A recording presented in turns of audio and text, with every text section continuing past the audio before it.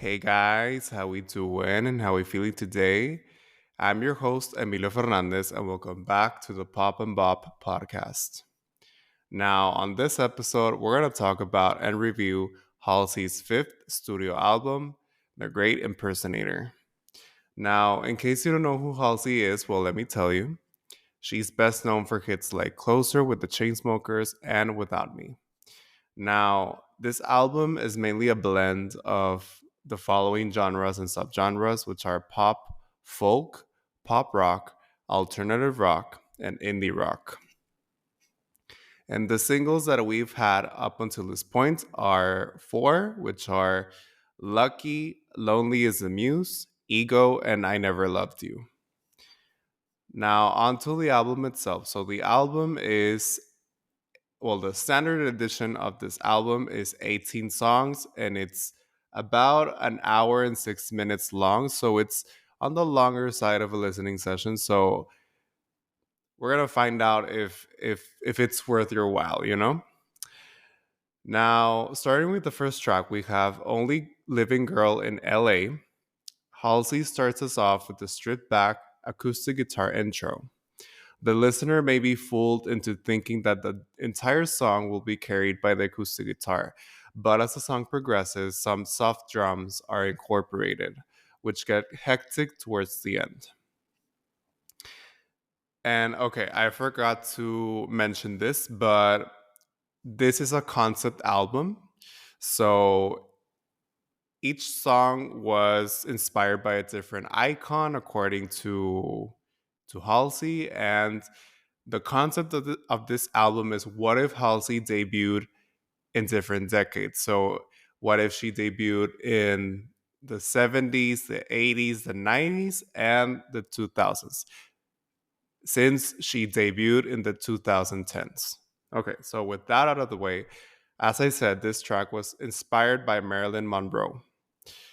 As Halsey puts it, the most impersonated woman in history. This is a strong opening track. And in this song, Halsey opens up about how she wakes up every day in some new kind of suffering and how she's never known a day of peace. She wonders how people would view her after she died, whether her funeral would be packed, and if people would laugh at how she died. She told her mother she would die by the age of 27, joining the infamous 27 Club. And in a way, she thinks she actually did die on the inside by then. Halsey also opens up about waking up every day wishing she was different. Okay, so this is a pretty rough and raw and real place to start the album because, well, as I said, Halsey is talking about some serious stuff, to say the least. I mean, she's talking about wondering how people will see her after she died, and like if they would laugh, if they would mock her by the way she died. And I mean, it's pretty sad that she thought, because I think now she's 29. Today is We're in 2024. So I think she's 29 right now, and the fact that she thought that she would die by the age of 27, that's pretty sad, obviously. And she would have joined the infamous 27 Club, which I believe Amy Winehouse, like artists like Amy Winehouse and Mac Miller, are sadly a part of that group. And yeah, I mean, and also to to wake up every day wishing you were different, yeah, that's pretty rough. Now, moving on to track number 2, Ego. This track was inspired by Dolores O'Riordan. I believe that's how you say that last name. I wasn't familiar with this artist. The instrumentation, notoriously the drums, production, and Halsey's sharp vocals come together to deliver a lively pop rock song. And in this song, Halsey talks about how she should try to kill her ego before it kills her. She's not really as happy as she seems to be. She feels so low that she wakes up tired, thinking she's better off dead. She's hoping that someone comes around and helps her figure it all out. She's even been having bad dreams about her career ending. So yeah, I mean, Halsey Halsey's really going through it, you know? Like she's been having nightmares about her career coming to an end. I mean, obviously every artist, and especially an artist of Halsey's caliber, goes through this. They have bad dreams about their career ending, and but also, I mean, her not being really as happy as she appears to be, and feeling so low that she wakes up tired and thinking that she's better off dead. I mean, coming off sort of from the last song, from the opening track, with this whole death theme. I mean, yeah, it's pretty sad, pretty blue to think about those things. And also about her talking about that she should try to kill her ego before it kills her. Maybe she feels like she's very self absorbed, or she's like, she has gotten cocky or something. Now, track number three, Dog Years. This track was inspired by PJ Harvey, another artist I wasn't familiar with. Halsey's tender vocals paired with the instrumentation, in this case the acoustic guitar, electric guitar, and drums, really capture the song's theme. And in this song, Halsey talks about feeling like she's much older than she actually is, as she thinks she's seen it all. Even though she's not old, she feels weak and tired. She's begging to be led into heaven when the time comes, even though she feels as if she hasn't really been a good girl. Halsey said at a listening event that she wrote the song following the passing of her dog Jagger back in 2022. So that's where the title of Dog Years comes from, sadly. And this is a pretty interesting thing for Halsey to say. Like, she feels much older than she actually is, meaning that obviously she feels very wise for her young age, thinking that she's seen it all. And but even though she's not old, like physically old, she still feels weak and tired. Like she's still, in a way, feels that old. And also of her talking about maybe not making it to heaven, that she's gonna go to hell because she has not really been a good girl. That's, yeah. Halsey's really laying it all out there for us in this album so far. Now, track number four, Letter to God, 1974.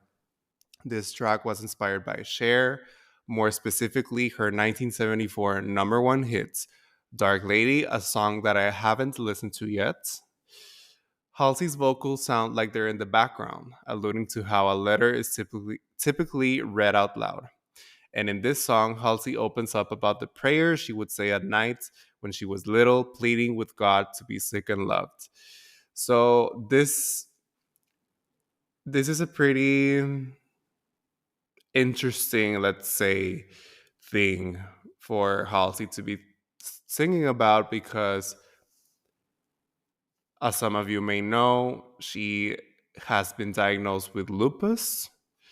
So I think it's lupus. So in this song, she's like pleading with God to be sick, and mm, it's like she got that a wish. I don't know why she would, you know, ask for that, but she got it. So, and to be loved. And she, I want to believe that she really has like good enough people in her life. I mean, at least she has her boyfriend, Avan Jogia, actor Avan Jogia, and her family and whatnot. But yeah. Now, moving on to track number 5, Panic Attack, the first of my highlights on the album. This track was inspired by Stevie Nicks, the best track on the album thus far. Halsey's vocals sound very beautiful and in control here, which go hand in hand with the soft instrumentation. And in this song, Halsey talks about being in a relationship with someone who poses a great danger to her health. So she questions it if she can even call what they have as love in the first place. She associates what he makes her feel to a panic attack. So now she doesn't know if she can afford to see her partner anymore. So a lot of us go through this, unfortunately. Sometimes we are in a relationship with someone who doesn't really make you feel any good, but you like maybe are naive and you don't really realize what you have in front of you and what it's doing, what they're doing to you, to your health. So, yeah, obviously these kind of people, they're just going to want to bring you down with them, and if they see you in a good place, like if they saw you in a good place when you started dating, they're probably going to want to leave you in a bad place by the end. So, best to stay away from these kind of people. Now, track number 6, The End. This track was inspired by Joni Mitchell. Halsey slows things down with this acoustic guitar ballad. And in this song, Halsey talks about her thought process when she met her fiance, actor Avan Jogia, as I already mentioned. When they met, she thought she was damaged and with a poisoned brain, with her coming from a turbulent childhood. She poses a question to Avon that if he knew it was the end of the world, would he stay with her or abandon the ship when things get too complicated for him? So, actually, this was the song that started the whole era, the Great Impersonator era. At the time, I thought it was a lead single, but it wasn't. It was. It turned out to be just a buzzer single to start us off. And it's actually also like interesting that she calls it the end, but she gave us this song at the beginning of the era. But anyways, so what she's saying here is pretty interesting because she's like taking us through what went down like when she met her now fiance. The fact that she thought that she was like nothing but baggage, damage, uh, poisoned, and with her coming from a really rough childhood. So she's like asking Avon, like, hey, if are you gonna be here even when things get complicated, or are you gonna leave me like other people have? Now, track number 7, I Believe in Magic. This track was inspired by Linda Ronstadt. In this song, Halsey talks about how her life has changed ever since her son came into her life. Wondering if the world will treat him any better than it has treated her. She says that she started to believe in love the day her son was born. She also reflects on her mother and how she's getting old, which will naturally happen to her son when she gets old as well. So this is a pretty beautiful title of a song, I Believe in Magic. And the fact that she's talking about how her life changed when her son was born, and almost as if she didn't believe in love anymore, but then he came along and that changed everything for for her.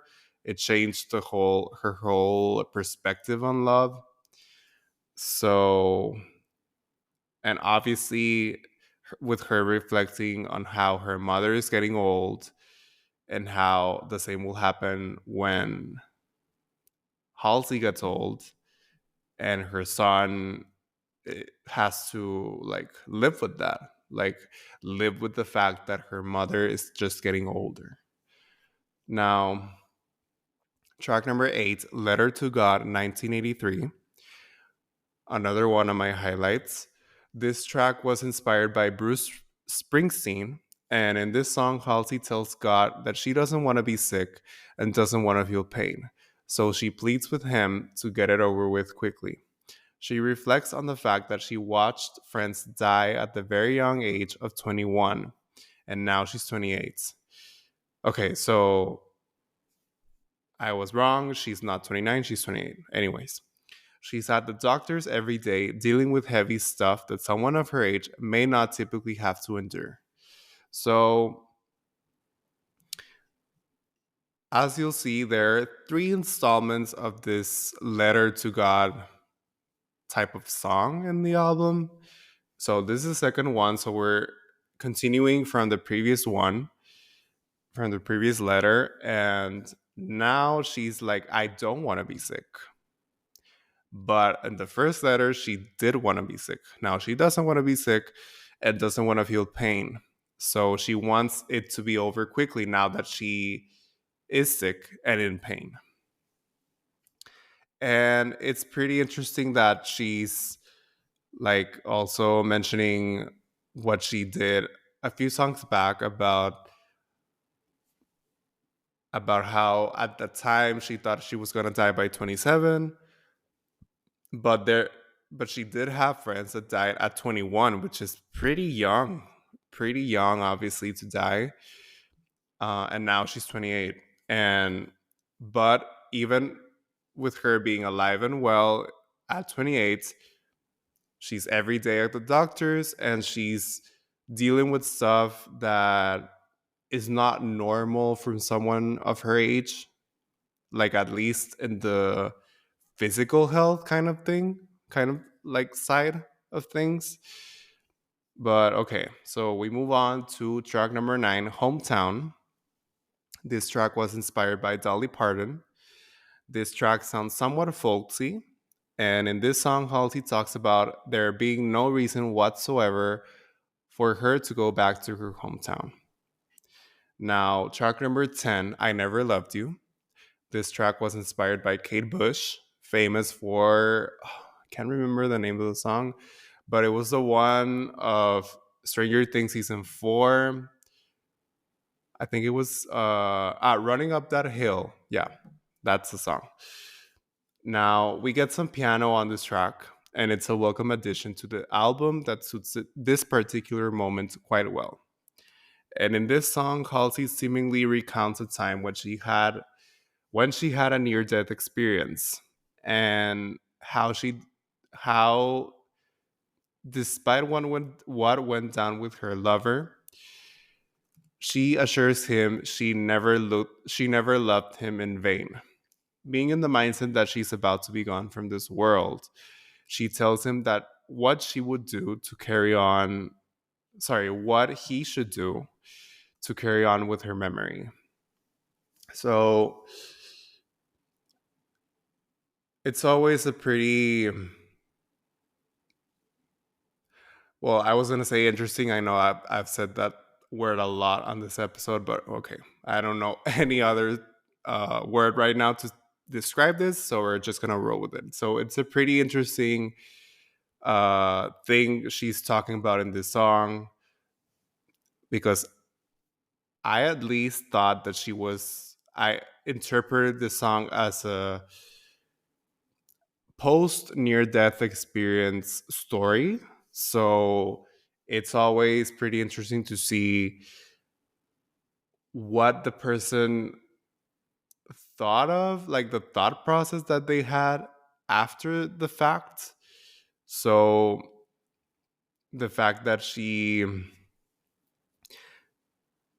the fact that she told her lover at of the time to, like, okay, you need to do all this So I Can Live On is a pretty obviously, I mean, obviously everyone who goes through this, they're gonna want to do that in case they do die. So it's always interesting to see what the person, like, what their last words are in case they die. And then even more interesting, if they do stay alive, how they like go on with their life. Like what did they do with all the things they said and did at what was supposed to be the end. Now, track number 11, Darwinism. This track was inspired by David Bowie. The piano here sounds somewhat ominous. And in this song, Halsey talks about feeling like a complete outcast, as if she's the only one of her species and is bound to end up all alone. So, a lot of us feel like outcasts, and but we shouldn't have to think that we're gonna end up all alone. That's just pretty pessimistic of a person to think. Now, track number 12, Lonely is a Muse, another one of my highlights. This track was inspired by Amy Lee of Evanescence. This rock track does a great job of evoking Evanescence, of the sound of Evanescence, and Halsey's vocals channel a heavy metal quality towards the end. Now, track number 13, Arsonist. This track was inspired by Fiona Apple. Halsey's vocal delivery and the song's production and instrumentation sound very much like a Lana Del Rey record. Then we go on to track number 14, Life of the Spider, Draft. This track was inspired by Tori Amos, or Amos, I don't know how you say that last name. Wasn't familiar with this artist. This is the weakest track on the album so far. And now that I listened to the album two times, front to back, this is easily the weakest track still on the album. And Halsey said that this is the saddest song she's written in her life. Undoubtedly the most interesting, or the best elements of this song, the saving grace of the song, that the fact that there's this meaning behind it, that it's the saddest song she's ever written. Now, track number 15, Hurt Feelings. This track was inspired by Halsey's debut studio album, Badlands. The production is a little unpleasant here, unfortunately, and the song is also pretty weak. And in this song, Halsey talks about doubting any man who tells her he loves her, thanks to her complicated relationship with her father. Now, track number 16, Lucky, another one of my highlights. This track was inspired by Britney Spears' song of the same name, as it samples it, heavily samples it, I should say. And this is perhaps the most pop sounding track on the album. And in this song, Halsey talks about how she feels lucky with her star status, but despite it all, feels her but despite it all, finds herself crying at night, even when there's nothing really missing in her life.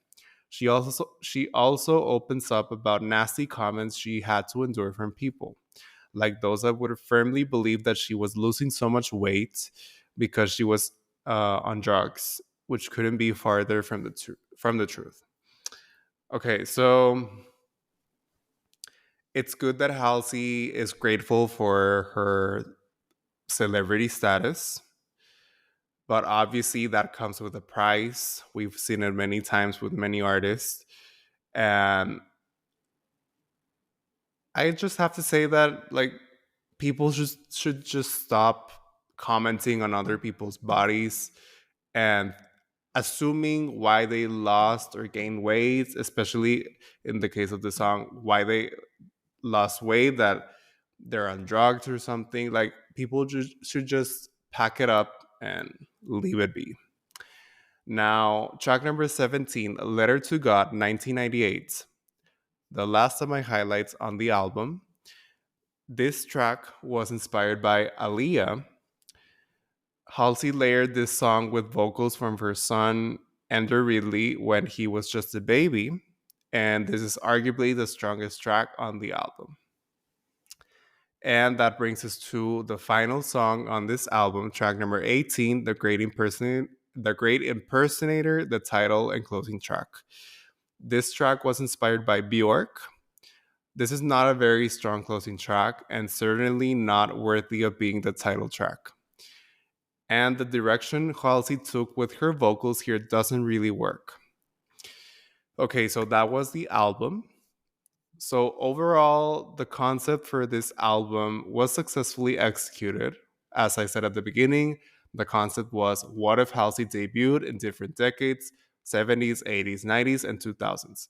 And since she got inspired by, aside from herself, since she got inspired by 17 other icons from those different decades, um, I think she did a good job at giving us those type of soundscapes. Now, this is a solid pop album, though it's not as pop heavy like Halsey's other albums. Several tracks are on the slower side of things, which doesn't really give the album much variety sound wise. Like, I know I just said that she gave us different soundscapes, but like I'm referring to the decades. But in terms of genres, a lot of songs really like kind of blend together. So yeah. And even though each track was inspired by a different artist from a different decade, some tracks could have been cut. This album didn't have to be as long as it is. Now, when comparing this album to the rest of Halsey's discography, do I consider this to be her best album yet? No. Hard no. I consider Hopeless Fountain Kingdom, her second studio album, to be her best album yet. Okay, so what score do I give The Great Impersonator? I give it 3.5 out of 5 stars. So, yeah, guys, that was my review for The Great Impersonator by Halsey. Before I go, make sure to follow Pop and Bop on social media for more content. It's basically at Pop and Bop everywhere. So, yeah. This has been Pop and Bop. I'm your host, Emilio Fernandez, and I'll catch you next time when we sit down to review Shawn Mendes' fifth studio album, Shawn. Catch you next time.